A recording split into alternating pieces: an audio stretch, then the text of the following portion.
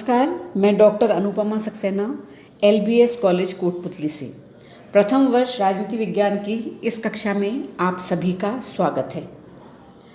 बच्चों, आज के व्याख्यान में मैं आपको बाल गंगाधर तिलक के बारे में बताऊंगी और इसके अंतर्गत मैं आपको तिलक का जीवन परिचय, उनकी रचनाएं और उनकी वैचारिक पृष्ठभूमि से अवगत कराऊंगी। तो चलिए बच्चों, शुरू करते हैं। उग्रवाद आधुनिक भारतीय चिंतन की एक महत्वपूर्ण विचारधारा है। इस धारा के प्रमुख स्तंभ लाला लाजपत राय, बाल गंगाधर तिलक तथा विपिन चंद्र पाल माने जाते हैं। उग्रवादी विचारधारा के प्रमुख नेता गंगाधर तिलक का भारतीय स्वतंत्रता के इतिहास में महत्वपूर्ण स्थान है। स्वराज्य के पथगामियों में वे अग्रणी थे। तिलक ने भारतीय राष्ट्रवाद को उग्र स्वरूप देने तथा जनसाधारण तक पहुंचाने में महत्वपूर्ण योगदान दिया। जनसाधारण ने उनके अभूतपूर्व त्याग और बलिदान को देखते हुए उन्हें लोकमान्य नाम दिया। तिलक ने अंग्रेजी साम्राज्यवाद, पूंजीवाद तथा सैनिकवाद की संगठित शक्ति का विरोध कर भारतीय स्वराज्य का नारा बुलंद किया। वे 40 वर्षों तक स्वराज्य के लिए संघर्ष करते रहे। बाल गंगाधर तिलक का जन्म 23 जुलाई 1856 को रत्नगिरी के एक चित्पावन ब्राह्मण कुल में हुआ था, जो अपना संबंध मुनि परशुराम से मानते हैं। तिलक के पिता का नाम रामचंद्र तिलक और माता का नाम पार्वतीबाई था। उनका परिवार धर्म के प्रति निष्ठा तथा विद्वता के लिए विख्यात था। तिलक का वास्तविक नाम केशव था, किंतु बचपन का उपनाम बाल या बलवंत अधिक प्रसिद्ध हो गया और जीवन पर्यंत उनके नाम के साथ जुड़ा रहा। जब वे बालक ही थे तभी उनके माता पिता रत्नगिरी से पूना में बस गए थे। तिलक के पिता रामचंद्र पेशे से अध्यापक थे। वे संस्कृत के प्रकांड विद्वान थे। उनके इस संस्कृत ज्ञान के कारण ही वे गंगाधर शास्त्री के नाम से विख्यात हो गए। गंगाधर शास्त्री अंग्रेजी शिक्षा से वंचित रहे, इसलिए वे प्राइमरी स्कूलों के डिप्टी एजुकेशनल इंस्पेक्टर के पद तक ही पहुंच सके। इस नियुक्ति के कारण ही उन्हें रत्नगिरी से पूना आना पड़ा। पूना आकर तिलक को एंग्लो वर्नाक्युलर स्कूल में प्रवेश दिलाया गया। पूना आने के कुछ समय पश्चात ही बाल गंगाधर तिलक की माता पार्वतीबाई का देहांत हो गया। उनके पिता को अपने कार्य हेतु दौरे पर रहना पड़ता था, अतः मां की मृत्यु के बाद तिलक का पालन पोषण उनके चाचा गोविंदराव और उनकी पत्नी ने किया। तिलक की आयु जब 16 वर्ष की ही थी तब उनके पिता का भी देहांत हो गया। गंगाधर शास्त्री ने अपने देहांत से कुछ समय पूर्व तिलक का विवाह चित्पावन ब्राह्मण कुल की कन्या तापी से कर दिया था। विवाह के बाद तापी का नाम बदलकर सत्यभामा कर दिया गया। तिलक ने बम्बई विश्वविद्यालय से 1872 में मैट्रिक किया। 1873 में उन्होंने आगे की पढ़ाई हेतु दक्षिण डेंकन कॉलेज में प्रवेश लिया। 20 वर्ष की अवस्था में उन्होंने BA तथा 23 वर्ष की अवस्था में उन्होंने कानून की परीक्षा पास की। कॉलेज में पढ़ते समय ही तिलक का हृदय देशभक्ति की भावना से ओतप्रोत हो चुका था। स्वयं तिलक उसी चित्पावन कुल में उत्पन्न हुए थे जिसने पेशवाओं को जन्म दिया था। कॉलेज के दिनों में अपने सहपाठी गोपाल आगरकर के साथ तिलक ने अपना जीवन अध्यापक के रूप में व्यतीत करने का निश्चय किया। इसी समय विष्णु शास्त्री चिपलूणकर का भी साथ उन्हें मिला। तिलक और आगरकर के समान ही चिपलूणकर की भी यह मान्यता थी कि आगे आने वाली पीढ़ियों में उचित प्रकार की शिक्षा का प्रसार ही देश के उत्थान का सबसे अच्छा तरीका है। तिलक और चिपलूणकर ने 1880 में न्यू इंग्लिश स्कूल स्थापित किया। इसके साथ ही उन्होंने अंग्रेजी और मराठी में 2 समाचार पत्रों मराठा और केसरी का प्रकाशन भी किया। न्यू इंग्लिश स्कूल की स्थापना का मुख्य उद्देश्य नई पीढ़ियों को ऐसी शिक्षा देना था जो उनके हृदय में स्वदेश प्रेम, पूर्वजों के प्रति श्रद्धा और भारत के अतीत के लिए अभिमान उत्पन्न करे। वे मातृभाषा को शिक्षा के उचित माध्यम के रूप में उचित मानते थे। वे शिक्षा को सस्ती और अर्थपूर्ण भी बनाना चाहते थे। स्कूल की गतिविधियों को सुचारू रूप से चलाने के लिए तिलक और उनके सहयोगियों ने उसे सार्वजनिक रूप देने का निश्चय किया। इसी उद्देश्य की पूर्ति हेतु 1885 में डेंकन एजुकेशन सोसाइटी की स्थापना की गई। इस सोसाइटी ने फर्ग्यूसन कॉलेज की स्थापना की। सामाजिक प्रश्नों को लेकर तिलक के विचार कॉलेज के दिनों से ही आगरकर से भिन्न थे। सामाजिक प्रश्नों पर मतभेद के कारण ही तिलक ने 1890 में डेंकन एजुकेशन सोसाइटी से अलग हो गए या त्यागपत्र दे दिया। 1889 में तिलक ने कांग्रेस में प्रवेश किया तथा कांग्रेस की तत्कालीन प्रमुख विचारधारा उदारवाद का विरोध कर उग्रवादी विचारधारा का समर्थन किया। 1891 में उन्होंने सम्मति आयु विधेयक का विरोध किया। उनके विरोध का आधार यह था कि सरकार को सामाजिक क्षेत्र में हस्तक्षेप का अधिकार नहीं होना चाहिए। 1893 में तिलक ने गणपति उत्सव तथा 1895 में शिवाजी उत्सव का आरंभ किया। यदि गणपति उत्सव का उद्देश्य हिंदुओं में धार्मिक उत्साह जागृत करना था तथा उनमें एकजुटता का भाव उत्पन्न करना था, तो शिवाजी उत्सव का उद्देश्य जनता में आत्मसम्मान तथा स्वाभिमान की भावना को पुनर्जीवित करना था, जिसे वह काफ़ी सीमा तक खो चुकी थी।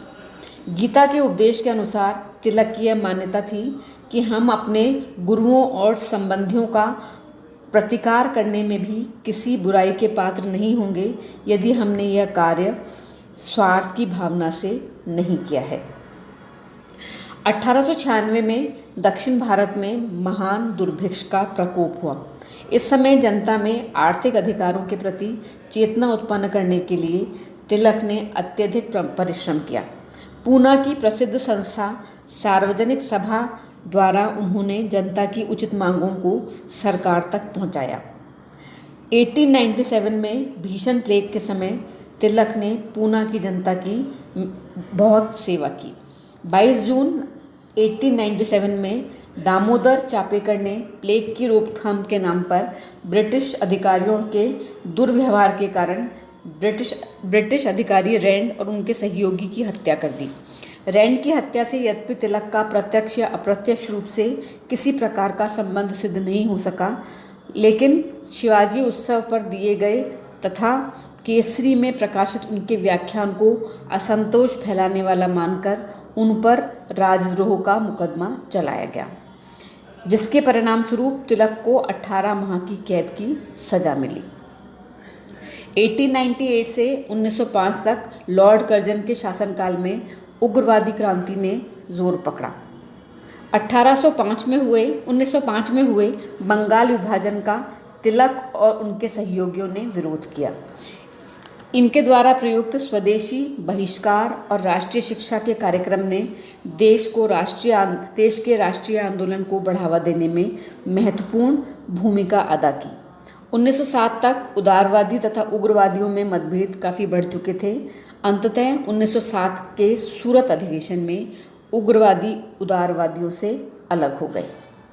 1908 में पुनः केसरी में प्रकाशित तिलक के कुछ लेखों के लिए उन पर राजद्रोह का मुकदमा चलाया गया तथा उसके परिणाम स्वरूप उन्हें 6 वर्ष का कारावास तथा 1000 रुपये जुर्माना अदा करने की सज़ा दी गई।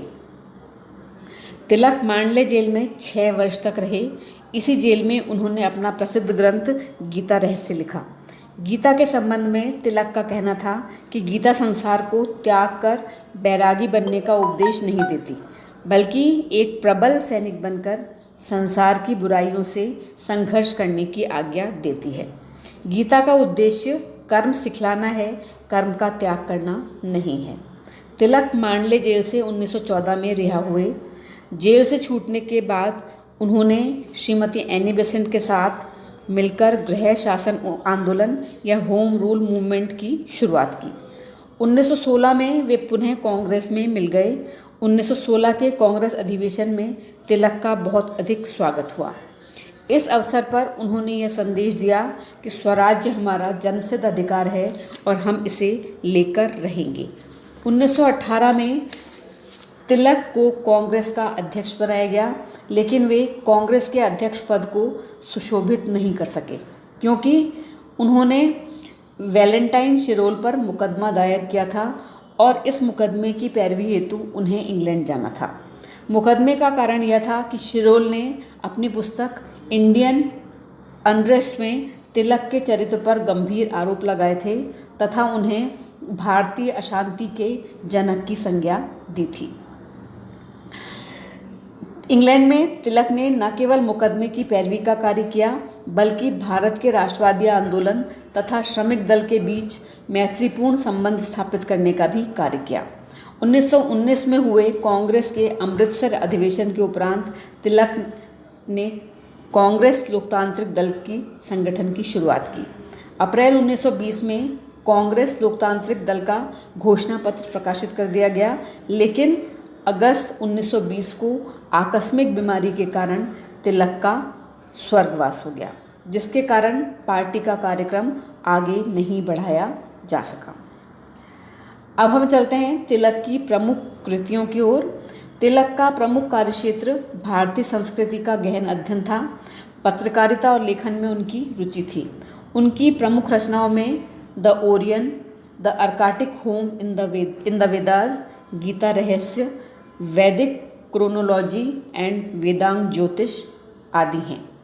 उनके द्वारा चलाए गए प्रमुख समाचार पत्रों में मराठा, केसरी, राष्ट्रमत और डेमोक्रेट माने जा सकते हैं।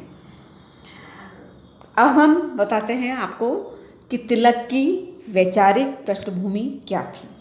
तिलक के व्यक्तित्व और विचारों के निर्माण में उनके परिवार, भारतीय संस्कृति, धर्म ग्रंथ गीता तथा अनेक महापुरुषों के विचारों का योगदान रहा।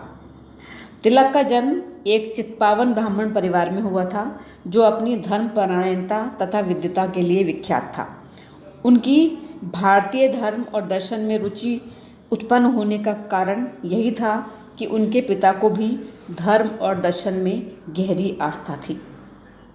तिलक को प्राचीन भारतीय संस्कृति ने भी अत्यधिक प्रभावित किया था। प्राचीन भारतीय संस्कृति तिलक की प्रेरणा स्रोत थी। पिता की प्रेरणा से तिलक को भारतीय संस्कृति का सही ज्ञान प्राप्त करने का अवसर मिला।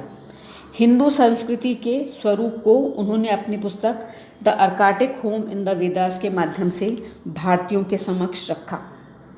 भारतीय संस्कृति के गौरव को आधार बनाकर भारतीयों में देश प्रेम की भावना जागृत करने का भी उन्होंने प्रयास किया।